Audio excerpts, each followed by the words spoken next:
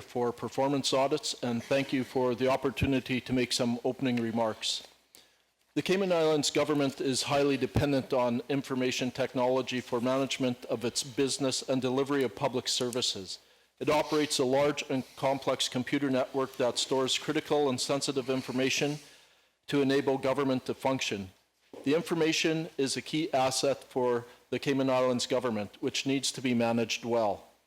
This information needs to be effectively collected, processed, stored, and transmitted. Failure to protect the confidentiality, integrity, and availability of the Cayman Islands government's information at any stage where it is handled can result in significant reputational, operational, legal, and potential national risks, security risks. As a result of the significant concerns we had from our IT review of IT security in 2012, we requested Deloitte to conduct a follow-up review in 2015. While we felt it was not in the public interest to report the results of the 2012 study and provide an opportunity for government officials to act on its recommendations, the results of our recent review indicated that we needed to raise our concerns publicly in order for them to be acted upon by government. We found that the confidentiality, integrity, and availability of government's IT systems and information continue to face significant risks and threats from attack. We noted that IT governance and security has not been a priority for government managers. Government needs to ensure that IT and information governance and security is afforded the priority it requires, and that it's seen as a fundamental component in the efficient and effective management of government business and delivering public services.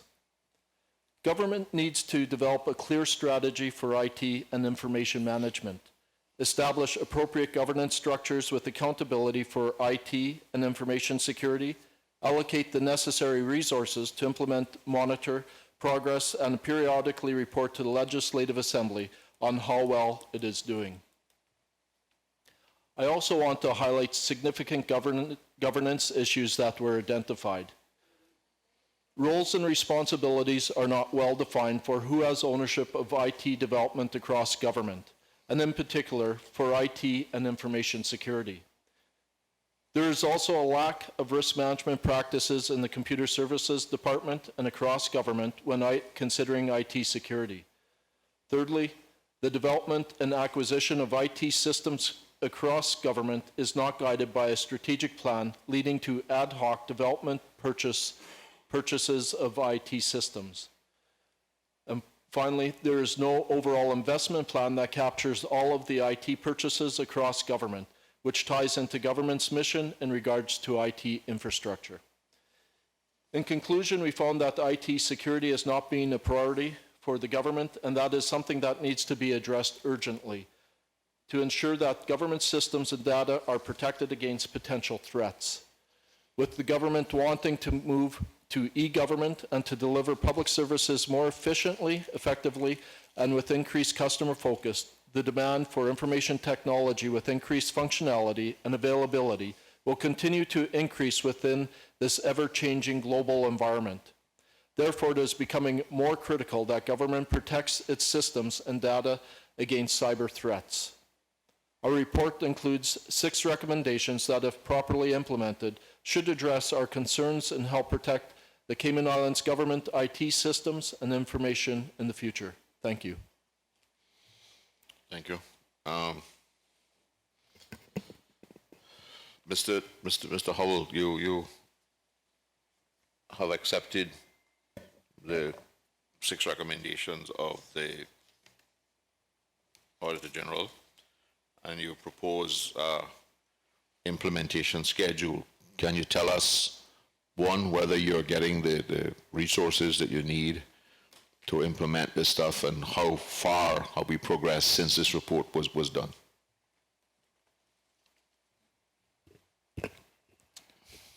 Good morning, Mr. Chairman and the committee.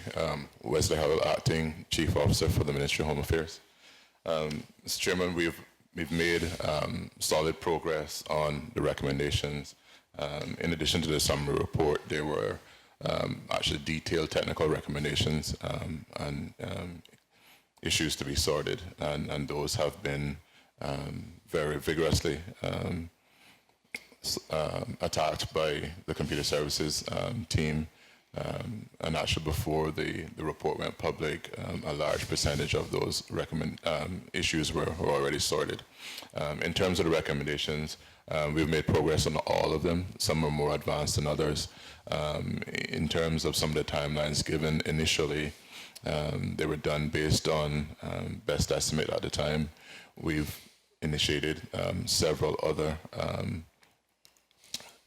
audits and interviews ourselves with stakeholders within the government, and as far as away as the UK. And we've come back now with a cohesive plan which includes the government steering committee chaired by the Deputy Governor to bring governance from the top level of government all the way down to the technical people within computer services in a full spectrum of IT, including frameworks for security.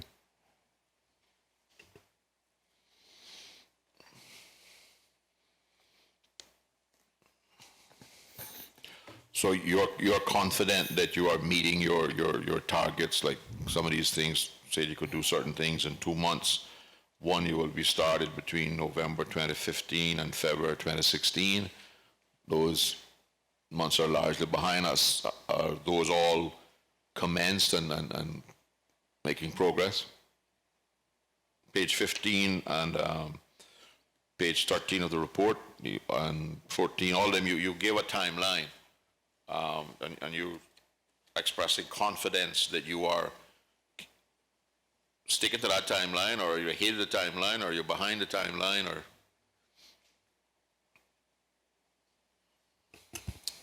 Mr. Chairman, we are in some cases ahead of the timeline. Some we're working within the timelines, and a few of them we're actually behind. The ones that we are behind, we're actually taking the time to go back to fundamental planning involving the stakeholders. So if I were to take, for example, number 3, the development of a risk management practices and development of management information technology across the government.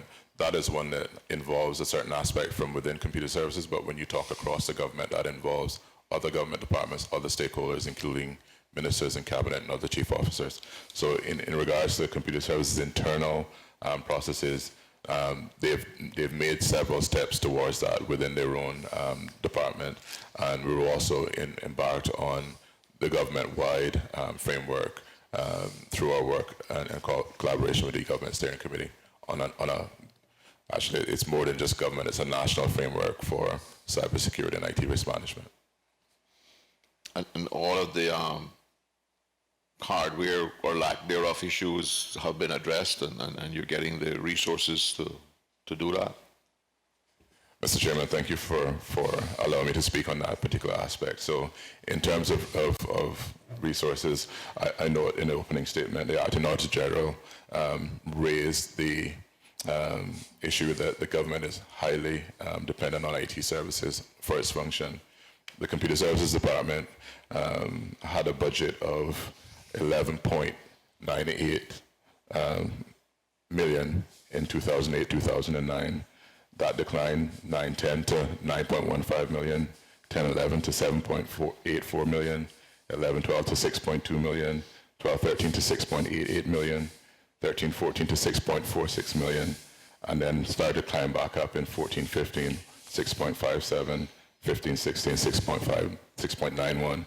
So at a time when government has more demands on IT services, the IT budget was shrinking.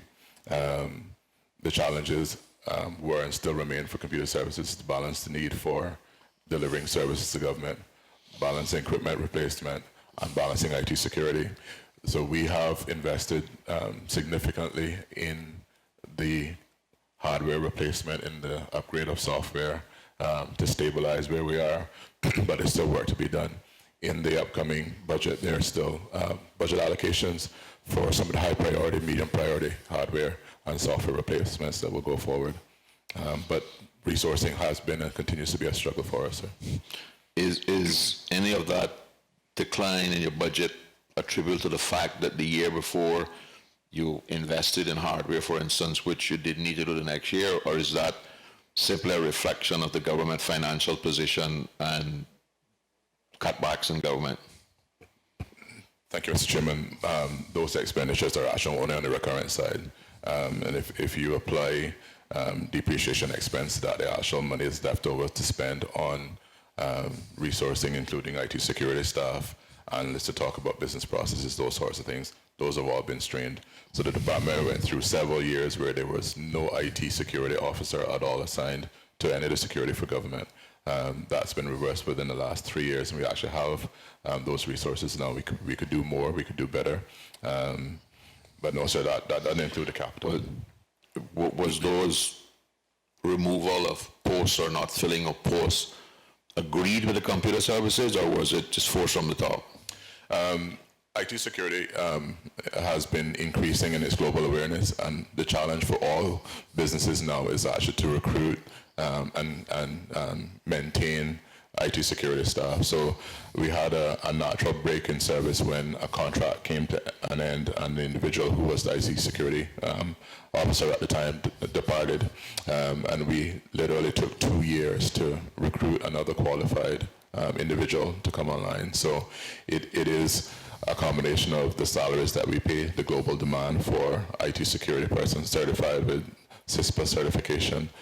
They could become very attractive worldwide and are in high demand.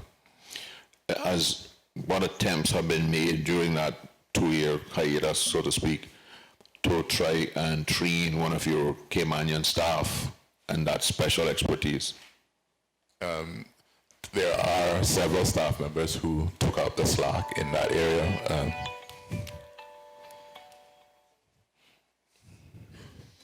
My apologies, my daughter, my 17-month-old daughter, been playing on my phone. Sorry about that. Yes, sir, we have several Cayman employees within the computer service department, the technical area, who are have the aptitude and attitude and ability necessary to do that. Those individuals after stepped up to the plate and did the best they could based on the training available, based on their experience to bridge that gap. With the current post hold in place, we're continuing to build on those security and actually governance areas of our operation, because one aspect is the technical skills to make it happen. The other one is the management and governance structure to ensure that it actually happens and happens in a planned and efficient way. And we're attacking it not just from the technical perspective, but also from the policy and governance as well, which is probably more key from my perspective. Any questions? Through you, Mr. Chairman, to Mr. Howell, in terms of what you're discussing, the priority areas here that we saw, the sliding scale of risk, how many of the top level has now been completed?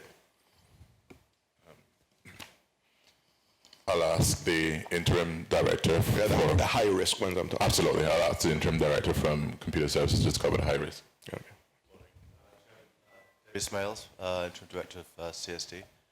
Of the 9 high-level issues, critical issues identified, 6 have been dealt with directly and have been signed off and completed. The 7th has been dealt with by another means. It's a technical issue, but there's effectively an internal firewall will deal with that vulnerability. So that's been completed and signed off. The 8th, there's one piece of hardware that we run that, or hardware software, one platform we run, which has a known vulnerability, and that's being replaced over the course of this year. The last one, which is the big one, it's the software updates and the database updates for all our core systems. We're 90% of the way through there. So we still have a couple of outstanding. The bulk of that will be achieved by the end of March. And of those, that you're talking about core government there, how are the SAGCs held account for their security risks, risk of security breaches? So, sir, some of the SAGCs rely on computer services for some of their services. HSA has some with computer services, so is Maritime Authority. But for the most part, the SAGCs run their own operations and have their own governance structures.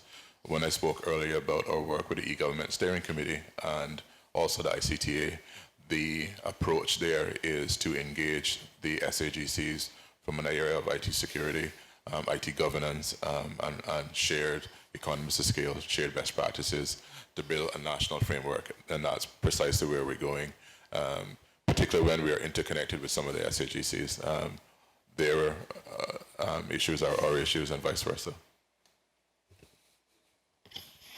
Just one final observation, and I don't know if this is come up, right? In terms of, we heard about your budget, we heard about, different, I guess, inadequacies of support and etc. The financial services in Cayman relies heavily on services like the general registry, etc. And over the years, there have been complaints about them not being able to connect to the EDMS and Chorus due to failures at CSD, right? This has a negative impact on the financial services. Has there been any talk about letting them be a part of the solution in that you raise the fees for the service to cover some of these security breaches, et cetera? I know the courts just did something similar for all the lawyers where you have a kind of login fee now for information on the system. Have those things come up in these meetings that you've been having? Absolutely. So we have a hybrid of approaches to IT services. Some are pay-per-use, fee-for-service. The general register system, for example, the users that benefit from the ability to submit their returns electronically pay a small fee for that service. Those costs go back into some of the running of the operations, but sometimes they go back into the general fund and don't necessarily come back out.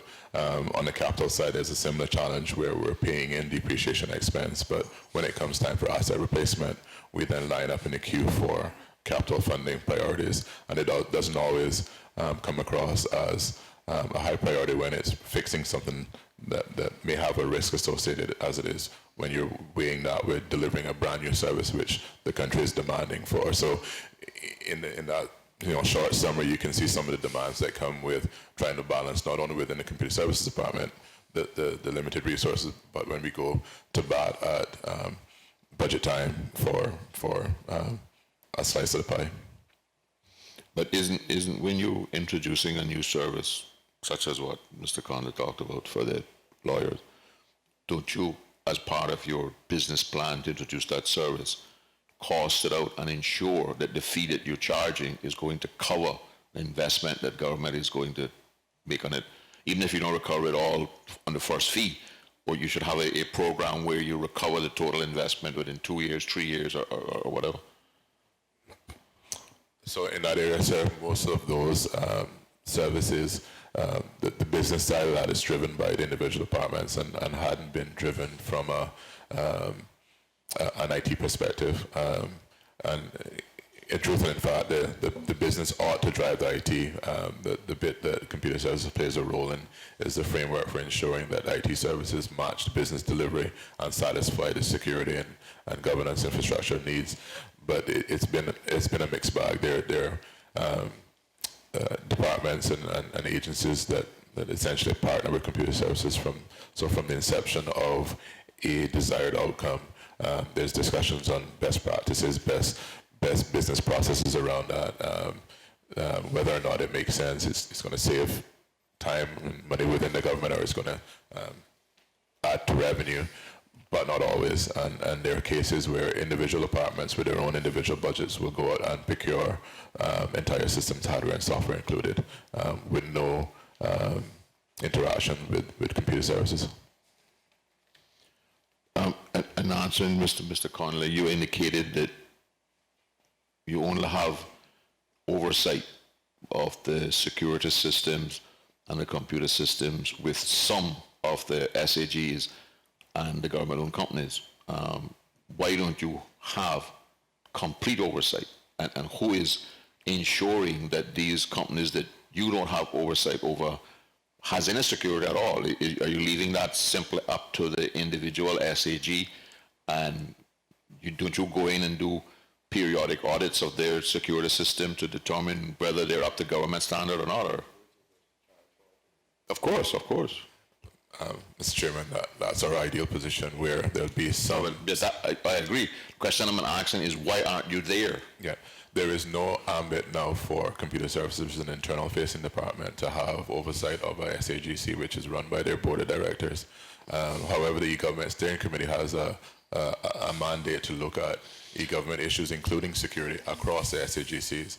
And there's a paper being, it was actually presented to caucus last week on a framework which includes the minimum security and governance standards across the entire public service, including SAGCs. It actually goes a bit further and sets those standards. We're recommending that those standards also be set for private enterprise going forward, kind of building in the data protection Act type scenario, but mainly focus on IT security, IT governance, IT framework.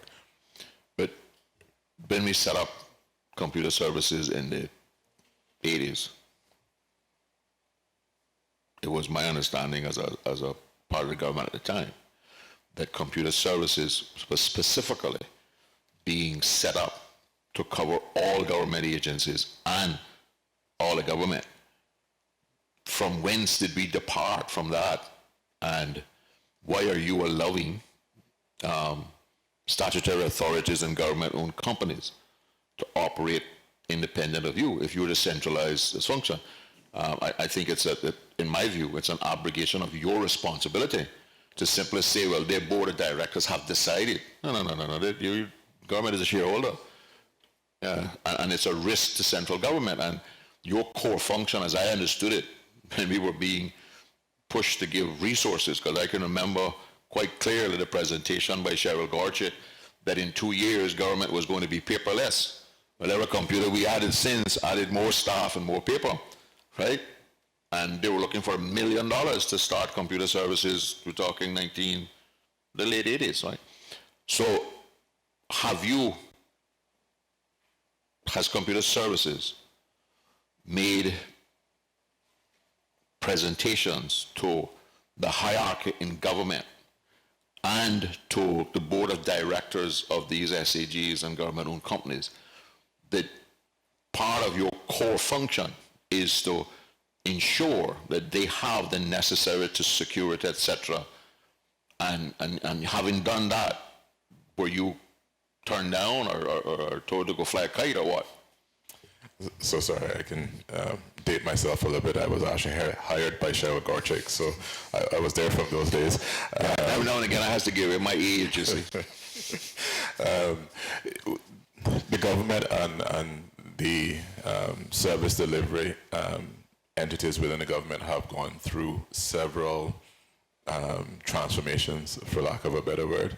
So computer services went from a department that was, I think it started as a unit, that was leading the change and the adoption of technology within the government. I don't know why they turned off the power because we're not discussing CUC.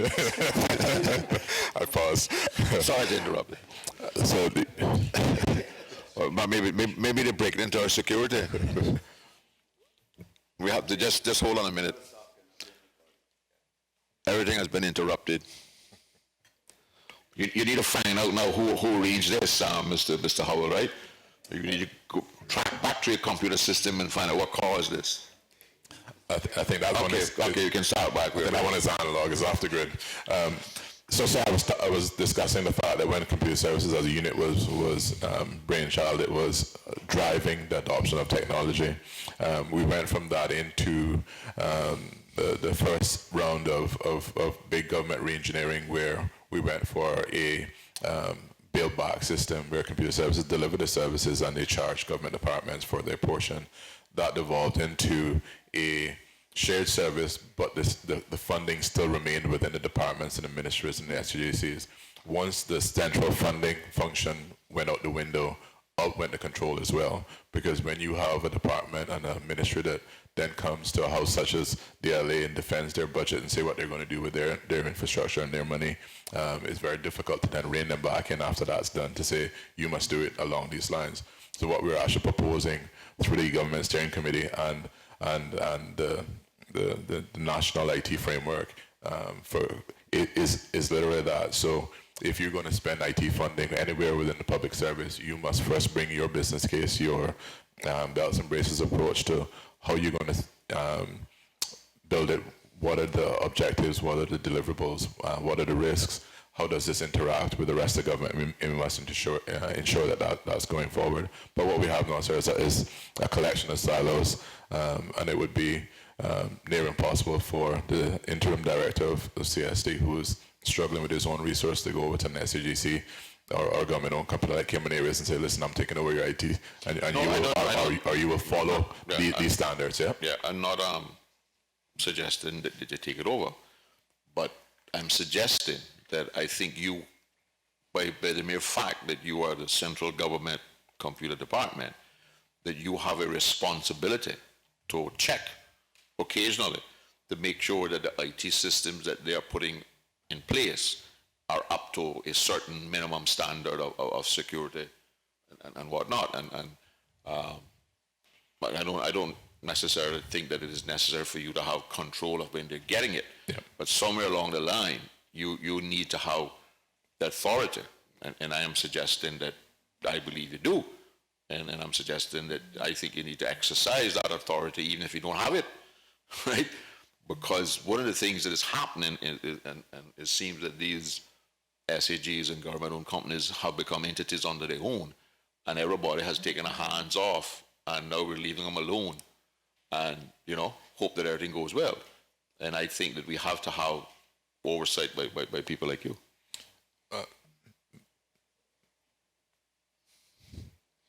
Yeah, well, one of the things that has been suggested earlier is that when the ministry, and you fall under the Home Affairs Minister now, right, are signing these ownership agreements, right, that in that ownership agreement is where you need to build in these opportunities for you to make sure that you can have some kind of, I guess, audit function is a good enough term for now, without having to call in the auditors, these bean counters after the fact, right?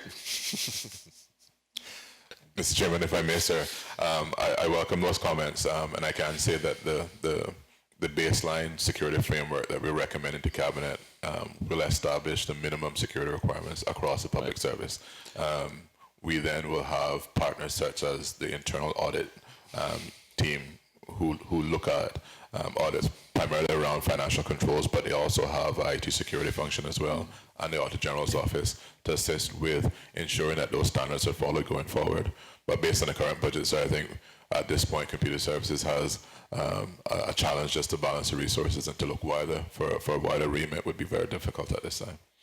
But what I'm trying to get from you is that you, the Minister of Home Affairs, under which Computer Services fall, is prepared to accept some responsibility to ensure that the other ministries, right, that you work with, in their ownership agreements, are making sure that they build in the opportunity for you and Computer Services to go in and make sure that these things are in place. And I think that you have to be the ministry that leads that charge to help these other ministries comply with this stuff. Just like we've said to the Minister of Finance that we think that they need to have some input into the ownership agreements, that because we will have, for instance, the Ministry of Tourism signing ownership agreements with the Port Authority, right? But we would expect that your ministry and the Minister of Finance will ensure that these things are built into the ownership agreement to allow you to become involved in these things, so that the board just can't shut you out. Mr. Rubin? Yes. Thank you, Mr. Chair. I think you're on the right track, but if I could just expound a bit on the use of those ownership agreements. I think it is the way that, again, the owner holds the SAGCs to account. While I understand what Mr. Howell is saying, and that is that it may not be his area of responsibility to go in and actually ensure that the SAGCs have implemented the standards. I believe he may have a responsibility, as he has acknowledged, for national standards for the kind of security or the management of security risks that exist across government. I believe the ownership agreements could be used to provide the direction that those entities follow those standards and to provide assurance back to the owner through the accountability documents or through an annual reporting mechanism that the security issues that are supposed to be addressed through those national standards have been followed and have been implemented appropriately. I agree that it should be, and because they're independent, that it is the individual SAGCs that would in fact have to find the appropriate funding or the resources in order to ensure those standards are met and to provide the assurance back to the government that they have been done. But I agree as well that a good practice would be to have internal audit possibly go out on occasion and verify that those standards and the practices that have been implemented appropriately by the SAGCs. But I think we have to recognize their special areas of their specialty in the computer security and stuff like that. And just like we ensure through legislation that the government can send it to audit department into any of these places at any time that the government feels it is required. What I'm suggesting is that I think the computer services department with their particular areas of expertise should have similar authority and not rely on internal audit to go in and do it. I believe that we need to have a more direct relationship. And this was the original intent of setting up computer services as a centralized overriding department in government. In terms of governance, though, the way the governance structure is set up today, I believe they could be a center of excellence for providing that kind of support, maybe on a charge, charging the entities Well, for I don't, that advice. this. But that would be a... Yeah, but one of the things we got to stop worrying about in government is taking money out of one pocket and putting it in another pocket. And all we're doing is creating paper trails for somebody to come around and check on later on. It's not We have these people employed, we're paying them a salary, make them spend some of their time doing these things that they need to do. I agree, but it's about where is the accountability for the activities that are set out currently in the... And I agree that tracking the money and tracking the time and all that is essential, but I would think that it is just as essential to be able to track the technical side of their computers, and I know nothing about it, right? But I believe that we need to ensure that the people that have that particular technical expertise has the opportunity to go in if they feel it's necessary, and it should be done on a routine basis to ensure that it's being done. Mr. Chairman, through you to either the Acting Auditor General or Mr. Rubin, in terms of your audit, do you also extend out to the SAGCs? I mean, I know it's not ambit, but just because of the connectivity, I guess, with CSD and the central government, do you actually look at their systems as well and give an opinion on whether or not they're up to scratch, they've got the security features that are recognized again as best practice or consistent with the core government systems? And then also, do you involve the ICTA at all in terms of overall security? I mean, and this might be a question for the acting chief officer, is does it go up to that level where you have an umbrella security program or regime for entire government? So maybe the Auditor General first and then Mr. Howell after. Through you, Mr. Chairman. In regards to what Mr. Connolly was asking there is, we do, through our financial statement audits, risk assessment of some of those areas of IT. It quite often revolves around, obviously, the financial area. So we do assess that as well in some of the entities where there's more significant financial IT infrastructure as well, some of the security features, and is it being done properly? And then we would usually report that if there is some issues that we have found, we report that back to the board basically through what we call a governance letter. The other way we do have responsibility for across government, as you would know, for all SAGCs and for core government. So we do look at that through government. We haven't done a comprehensive audit across all government, SAGCs and core government that way. But it is through that risk analysis when we do our financial statement work as well that some of those areas do get covered off. Isn't it so that most of the legislation that establishes these public authorities require that it be audited by you, but because of resources, you encourage them to go out and get an auditor that you help them select? And don't you have an overriding sign-off requirement on their audit report? Or are they allowed to select their own auditor, completely independent of your body, and do their own thing?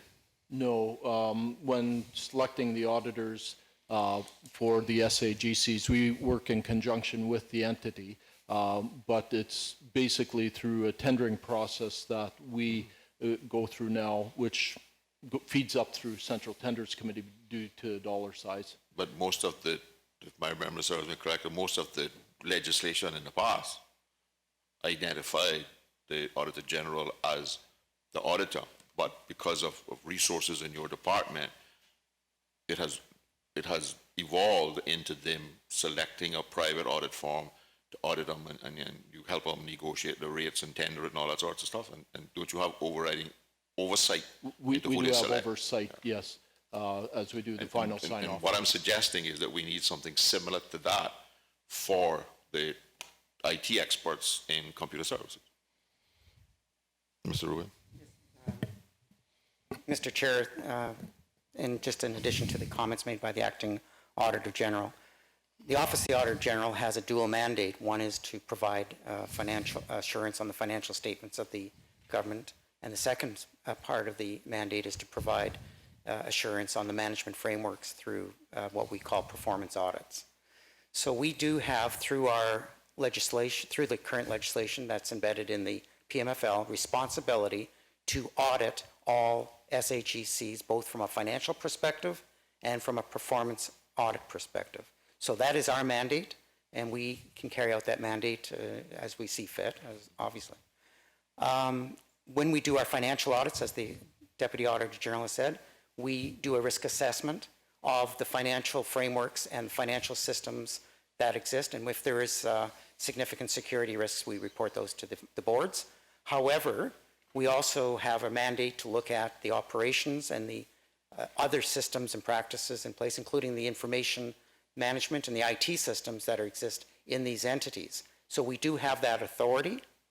We have not done, to date, because it's not come up on our risk radar, if you wish, an overall review of all the IT infrastructures across all the SAGCs. That's just has not been, it's just not one of on our radar.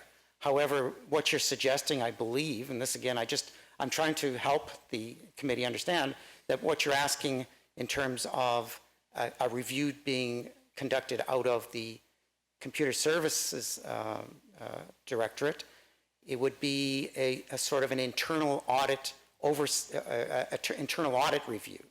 And that would be, currently internal audit has that mandate whereby they can be asked by SAGCs and or the Deputy Governor, and as he's done recently, has to go out to different SAGCs to assess the management frameworks in those entities. But, and certainly I would argue that maybe individuals within CSD who have expertise may assist the internal audit group in carrying out that mandate. But again, I believe that if we start to have, this is just my opinion, if we start to disperse audit functions throughout government and have everybody looking at whether or not there's compliance with certain aspects of management frameworks that you expect to find in organizations, it could get to be very messy. Yeah, but we're not talking about financial audits. We're not talking about performance audits. I'm not talking about management or governance. I'm talking about technical review of the actual computers that they're using and the system that level and that expertise already exists in the computer services. We should use it. And that was the original intent of setting up a computer services department in government. We're not talking about the areas that you currently have responsibility for, right? Because if you accept that that is your responsibility, you will either have to hire people in computer services to do it for you, or have to get expertise from outside, because there are not people in your department now who have that kind of technical ability. Actually, sir, I was the director of an IT audit, performance audits back in Canada. So Yeah, that's a long time ago. That's when I had Apple IIe and that, you know, that. 7 years ago, sir. No, But just what we're saying though is that there's. I understand what you're saying, right? But I don't want the public to be confused, right? I am not trying to interfere with your statute responsibility, or I'm not trying to break up into departments your audit function. What I'm trying to find out from the Computer Services Department and from the Minister of Home Affairs, who has responsibility for that, whether they have any authority, or do they think they should have authority to go in and look at the technical aspects of program computer stuff, hardware and all that sort of stuff at that level within these statutory authorities in government. That's what I'm trying to find out. Go ahead. In response to your question and your concern, which I think is a very valid concern, that SAGC should have in place appropriate security frameworks for their IT systems, and the security should be up to certain standards that need to be in place. What I was trying to get at, sir, was the fact that there are governance frameworks in place in government today, and if they work effectively, they will provide that kind of assurance that you're discussing. But I think what you're asking, and my understanding, Mr. Howell, if I can, he'll, and then I'll let him answer for himself, is that the mandate for CSD to go into the SAGCs with some sort of a, just walking in with a briefcase and saying, here we are, we have a responsibility to do this and have the resources to do so. In the current governance framework, that's not the way it has been designed. Okay. And it's, otherwise, as I said, as has been said here, the SAGCs themselves do have responsibilities to ensure that these things are in place and provide assurance to you and as a member of the Legislative Assembly that these things are in place. And I think there's mechanisms today, as we discussed. My simple question then is, why hasn't those mechanisms worked to date?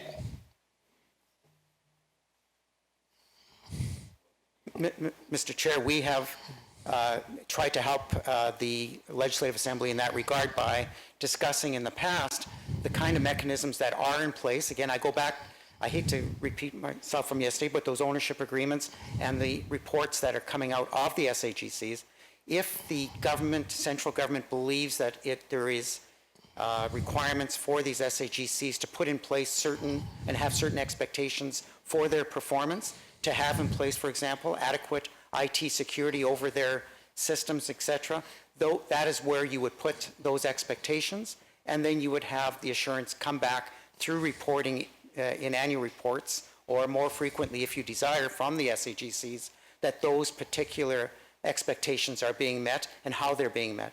But it's up to them to decide how they to do it. It's the current framework, and I believe it should work effectively. But why it's not working is because there's been, in my mind, a decision not to fully implement the framework that was designed for the owners of these organizations, the government, who is the owner of these organizations. I just wanted to go back to Mr. Howell to answer my question, Mr. Chairman, if you.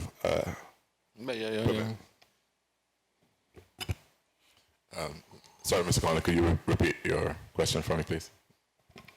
I was wondering how government and the ICTA went about dealing with security from an like global kind of perspective?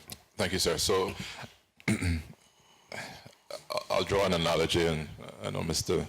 Chairman is a former Minister of Health, so this might help paint the picture of how the individual pieces work.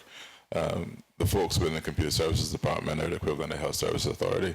They are the doctors and the nurses and the technicians that deliver services on the IT perspective.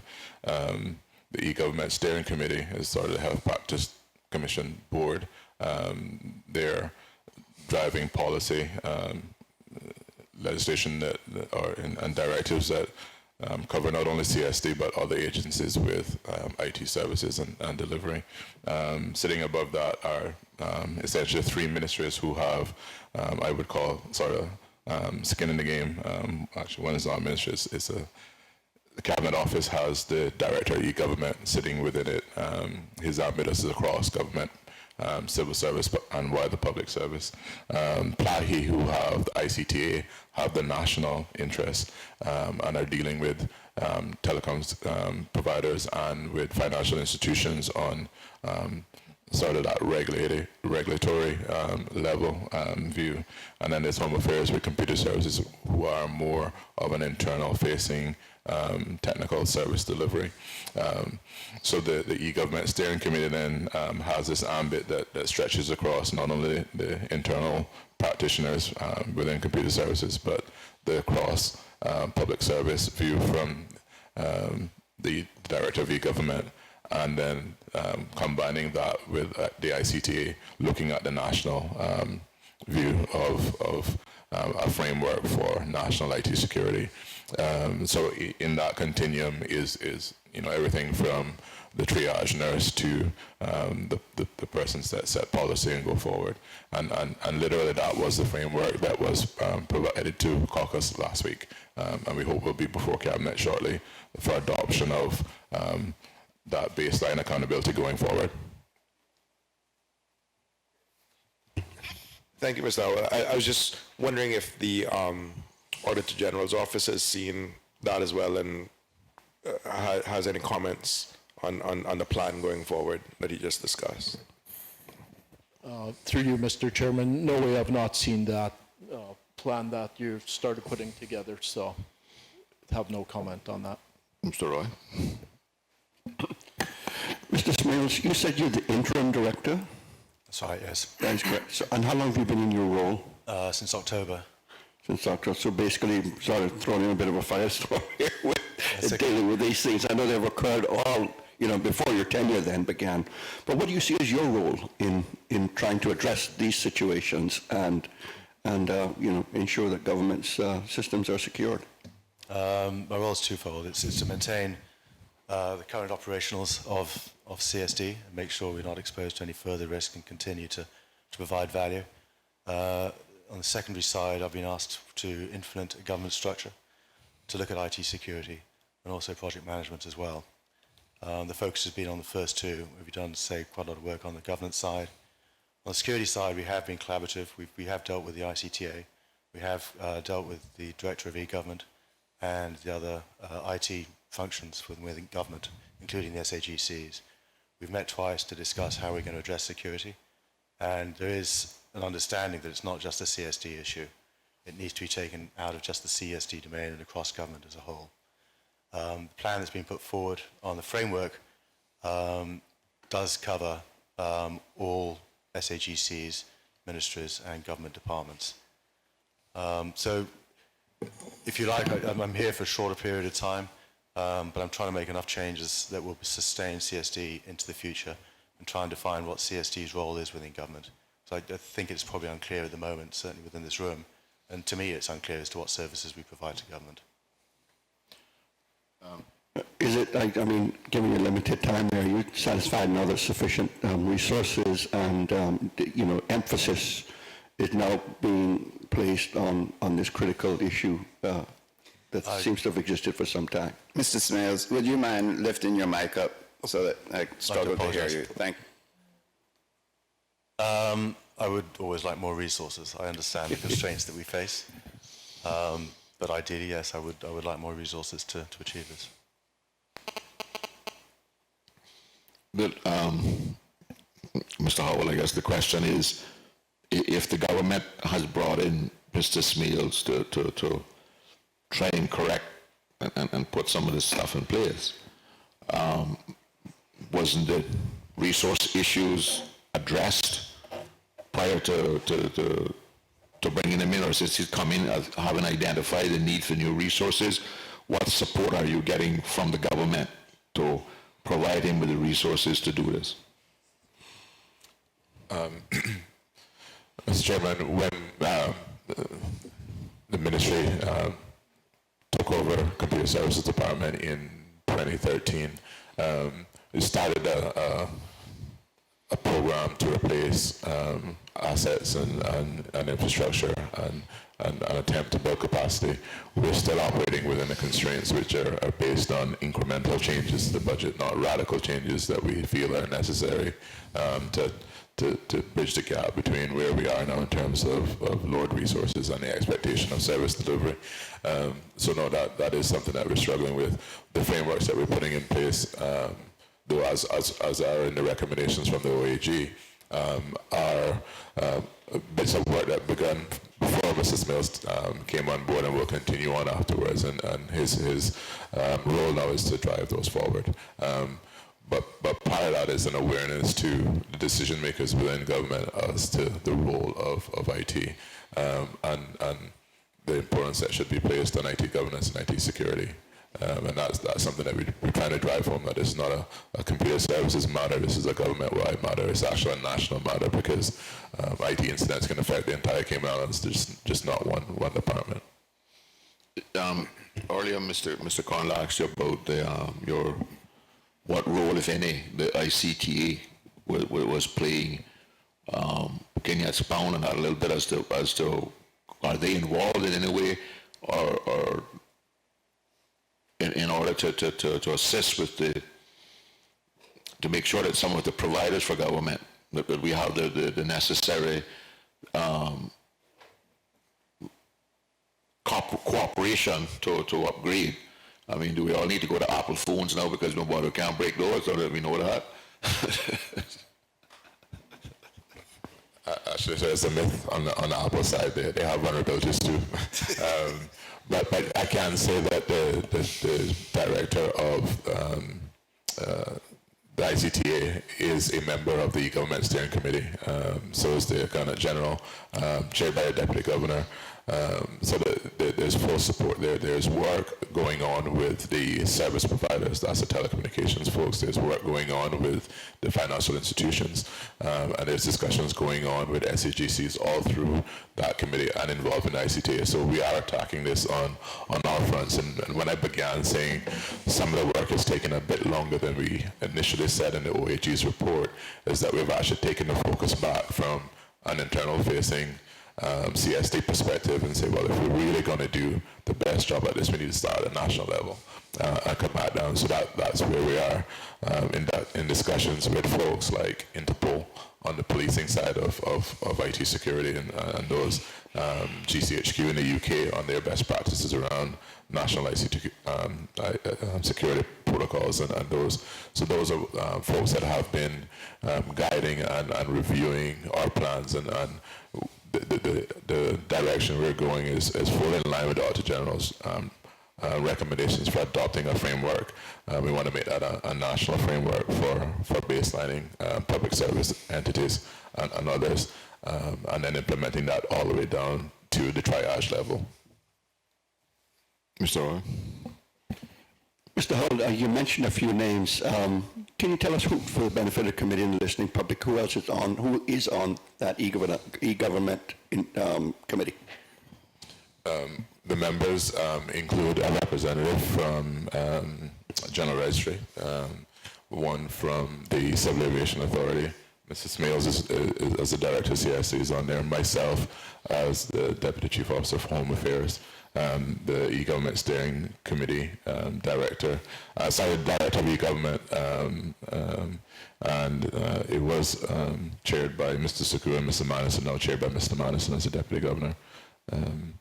And there's also a member from the private sector, the chairman of the Chamber of Commerce is also a member. I mean, they kick all off because he crossed the aisle. Anyway. Any other questions? Mr. Hugh, sorry. Yeah, through you, Mr. Chairman. Mr. Howell, without too much detail, but on a scale, low, medium, high, what is the current risk to government core IT system? Thank you, sir. The audit by the Auditor General's Office into computer services was followed up by a ministry-initiated audit, which was a bit deeper and broader. The Auditor General identified 9 high-priority risks. Of those, 6 are essentially been mitigated fully. One is at 90%, and the other one is a work in progress because it's a system-wide infrastructure change that requires not only resources in terms of financial, but timing as well. And that we hope to attack when we get funding in a new budget. The additional audit we did identified some other areas of priority work, and those have been addressed as well. So the approach has been to stop the bleeding on the most exposed risk, put into effect sort of a change management, risk management baseline within computer services, so we're not introducing additional risks without evaluating those, and then looking forward with the governance structure to make it holistically from start to finish, designed with security in mind. So the approach has been very little new development has gone on while the risk mitigation work has been done. So almost all the resources have been diverted to attacking the security risk. So we're actually in a much better position than we were when the audit was conducted. Thank you for that answer. And I heard earlier that you're addressing those high priority risks. And when we talk about risks, we talk about anything is possible these days. We talk about extortion. We talk about holding your system ransom and stuff. But we also need to be concerned about the high school kids. One day playing with the parents. Computer that has access into the system and coming in and just playing with things and sort of like getting into the school and changing your grades sort of thing. Are we addressing those? I mean, as I walk around the building, I keep popping up with Wi-Fi's everywhere and that sort of thing. Are we addressing those little issues as well that could cause real inconvenience? Thank you for that, sir. That actually gives me an opportunity to talk about the social part of the risks. Kevin Mitnick was here in the Cayman Islands a few weeks ago talking about IT security and cybersecurity in general. For those who've read his books, you understand that he didn't actually do hands-on key-on hacking like we're having today with the sort of malware and those. He used social engineering. So part and parcel of what we're putting forward is a continuous awareness and training exercise for the most junior staff to the most senior on you don't respond to these types of emails. If you find a jump drive in a parking lot, you don't plug it into your computer at work to see what's on there.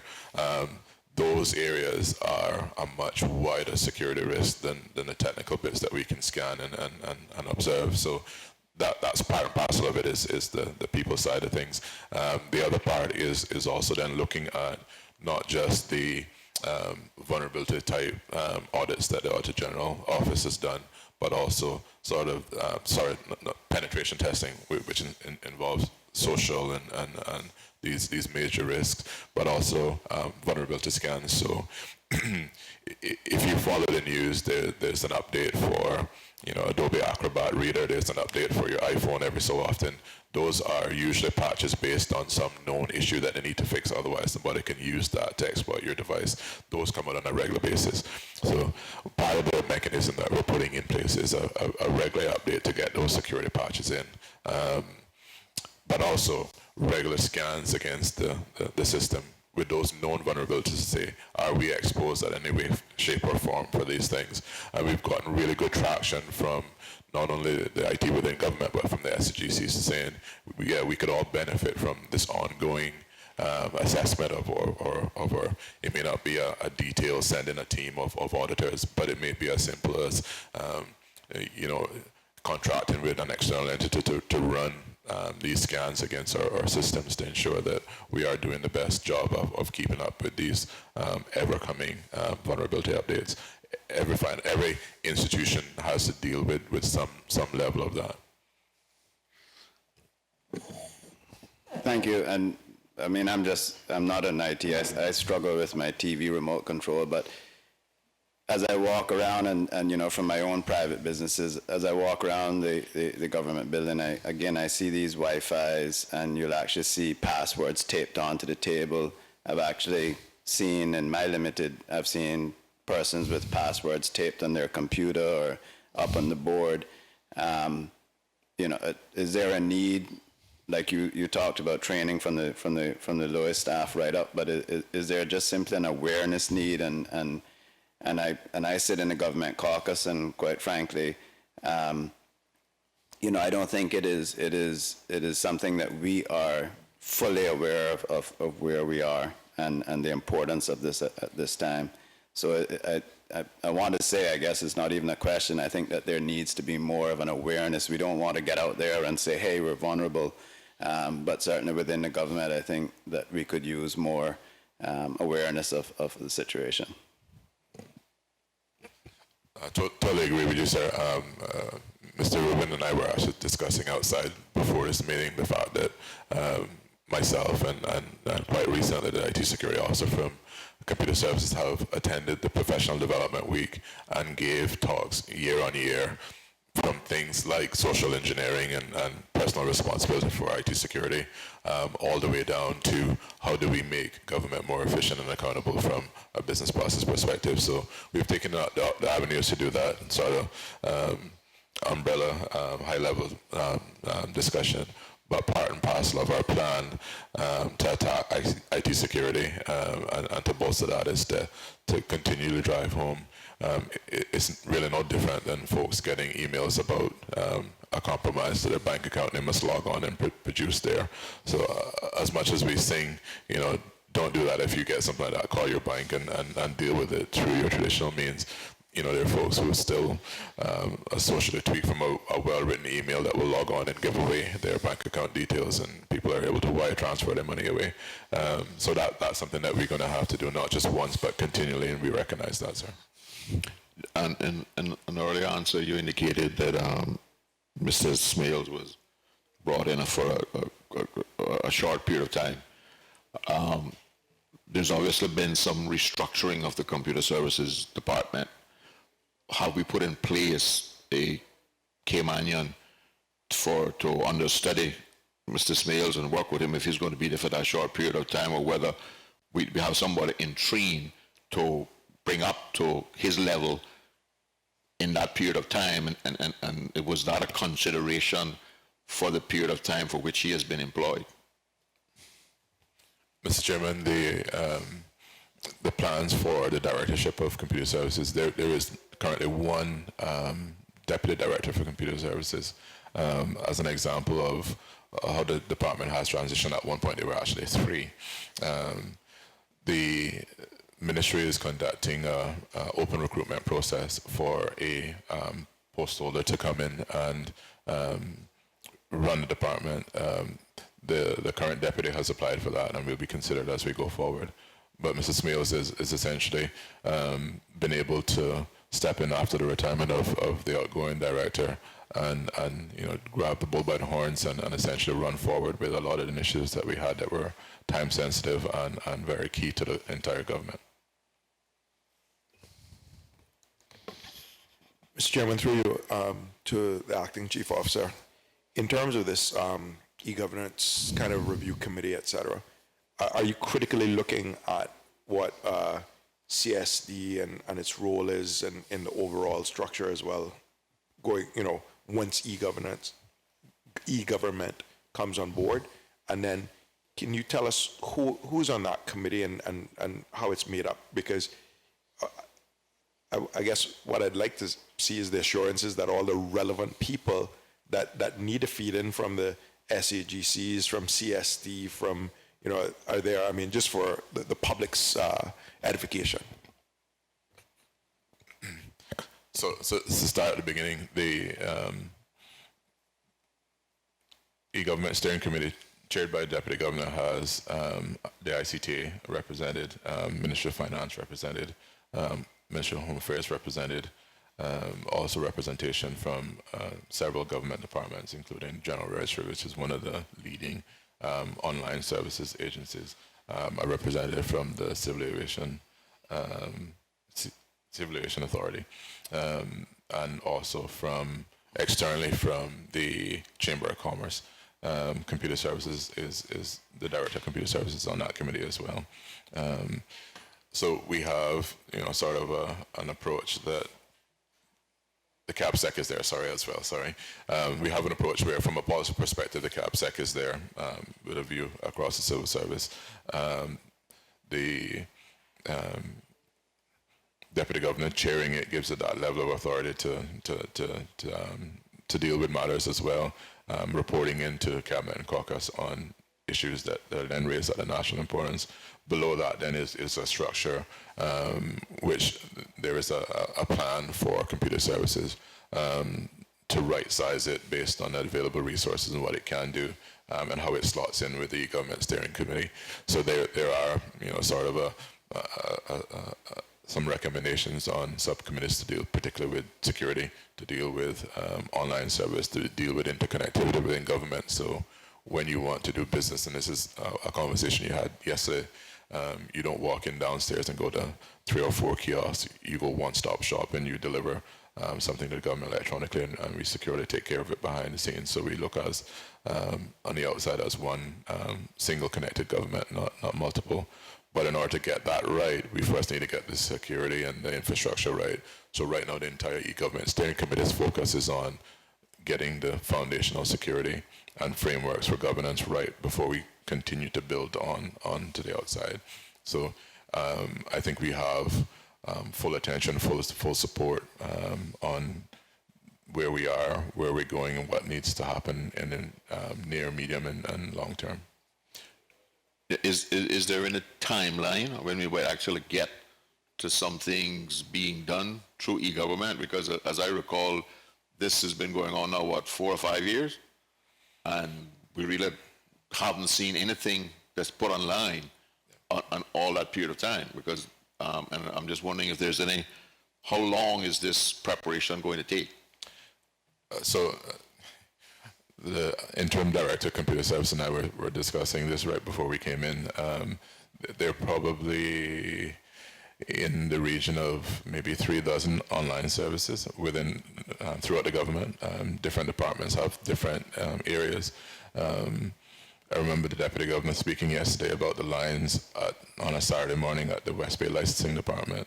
Now, for the last 3 years, I've been licensing my cars online. Not going in, not even to pick up the coupon, because they send that to me in the mail. So I take my vehicle to a private garage, get it inspected and serviced at the same time, go online and pay my fee, and they send me my coupon. That's one of our best kept secrets. So from a, what are we doing from a government perspective? But that was basically put in place before this whole e-government committee and everything was set up. Yeah. So that cannot be claimed as one of your successes from this e-government initiative. What I'm looking for is, when can we expect something real from this? Because it's been around now, I'm not wrong by saying it's been around now 4 or 5 years. We've had this committee in various forms establishing, looking at this e-government. And the other thing I have that, and I think that the public is, and it was brought up yesterday, is in addition to being able to access this from outside, when we will get to the point where government itself, within government, i.e., if I go to license my car and it's a name of a company, I don't have to leave there and go down to registry, but the people at the license can actually go online and see that my company fees have been paid, it's in good standing.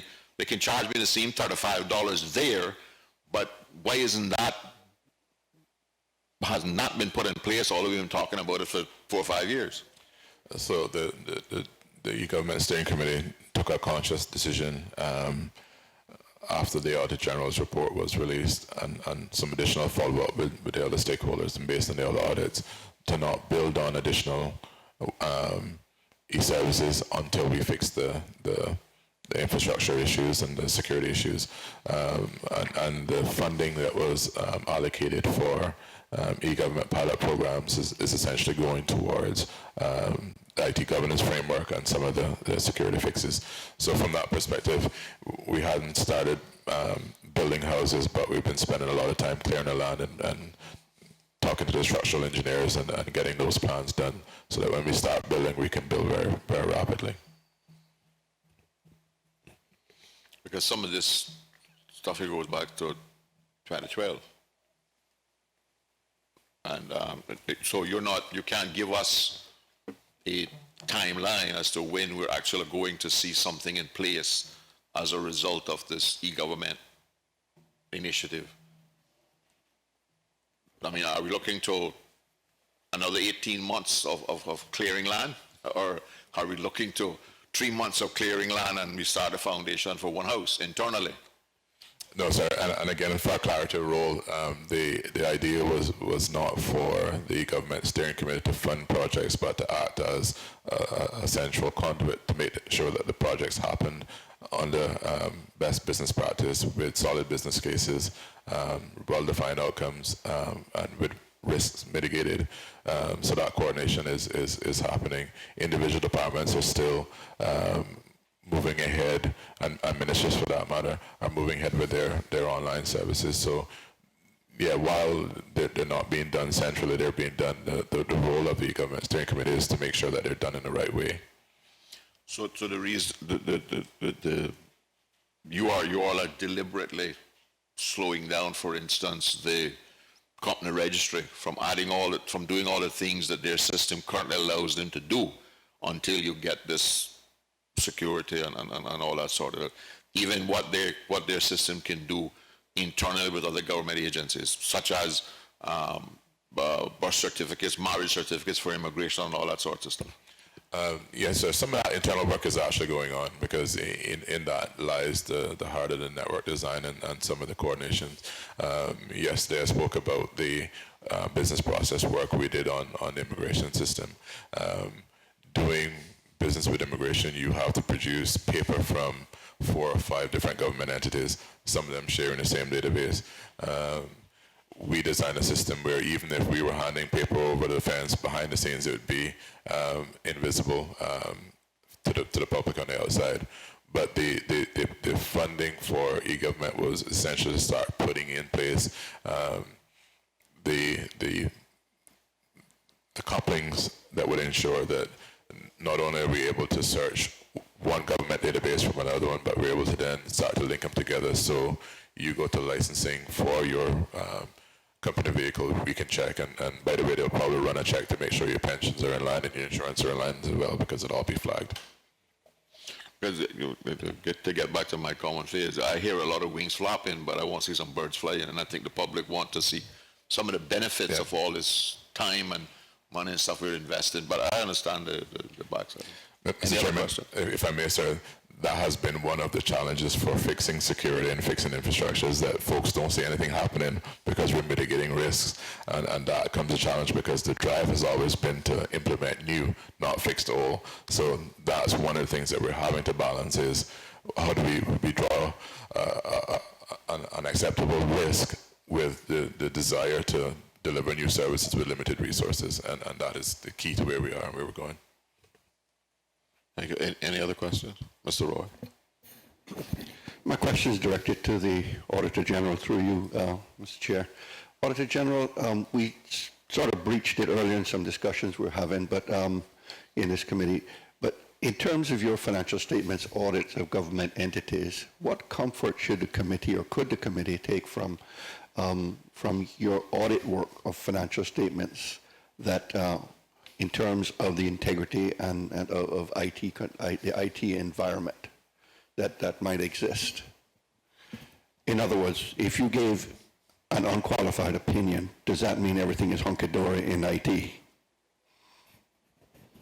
Through you, Mr. Chairman. In regards to that, with the audit opinion, it wouldn't mean, especially if we gave, say, an unqualified opinion on the financial statements, it won't indicate whether the IT security systems and that are all okay. It just means that the financial statements that are being presented are appropriate. What happens is sometimes we will indicate, like I mentioned, through a letter of to those charged with governance, we may indicate from our financial statement audit perspective, certain areas are weak, there's risks there, and that they need to consider those risks in the IT systems. But typically we haven't done from more of, from a performance audit perspective on those individual SAGCs, to have a performance audit on the IT security systems, what standards they have in place, and if it is secure, not similar to what we have done in this audit here, or not audit, but work that we have done here, where we even did some penetration testing and testing of the system to see is it secure or not, whereas through a financial statement audit, that would be outside of our work. Any other questions? We'll have a long lunch today at this rate. Anyway, thank you, Mr. Howell and Mr. Spales, and we look forward to e-government being put in place and being able to do a lot of stuff. Thank you all very much. I guess we'll take a break now, and then the committee members will get an opportunity to do the things that we haven't been able to do for the last 3 or 4 days for ourselves. We'll be back at 1:30, and we'll be dealing with the government programs supporting those in need. So we'll come back at 1:30. Thank you all very much.